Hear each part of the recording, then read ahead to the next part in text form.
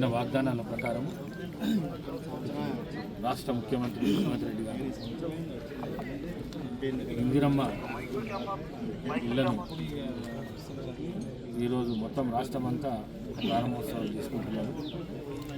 Indiramma model హౌస్ను ఇవాళ శంకుస్థాపన చేయడం జరిగింది. ఇక్కడ మన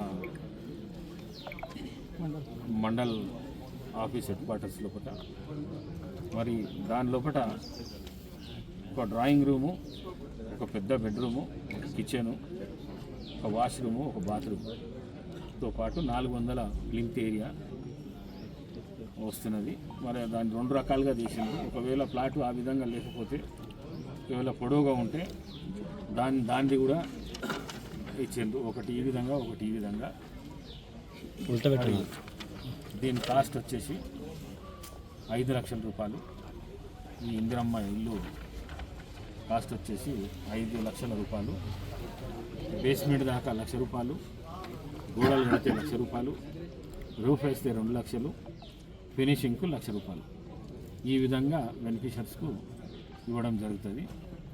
మరి రాష్ట్రంలో ఉన్న ప్రతి ఒక్కరికి ఇల్లు లేని నిరుపేదకు ముందు ఇచ్చే పరిస్థితి రాష్ట్ర ప్రభుత్వం తీసుకున్నది.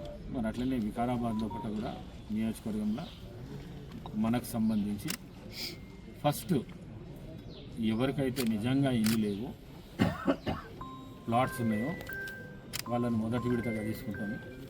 తర్వాత ఈ రూఫ్ బండలున్న ఇల్లు ఏవైతున్నాయో వాటిని కూడా తీసుకుంటాము. ఎట్లయితే స్వర్గీయ వైఎస్ రాజశేఖర రెడ్డి గారు సాచురేషన్ పద్ధతిలో తీసుకున్నారు, అదే మోడల్గా సాచురేషన్ పద్ధతిలో తీసుకొని అన్ని ఇల్లు లేని నిరుపేదకు ఇందిరమ్మ ఇల్లు ఇచ్చే విధంగా ప్రయత్నం చేస్తాము. ఈ 5 ఏళ్ల కాలంలో కూడా వికారాబాద్ నియోజకవర్గంలో ఒక్కరికి కూడా ఇల్లు లేదు అనే మాట లేకుండా అందరికీ కట్టించే ప్రయత్నం చేస్తా అని చెప్పేసి తెలియజేస్తాం. మరి ఈ కార్యక్రమాన్ని ఇంత తొందరగా తీసుకున్నందుకు రాష్ట్ర ముఖ్యమంత్రి గారిని అభినందిస్తూ సెలవు తీసుకుంటాం.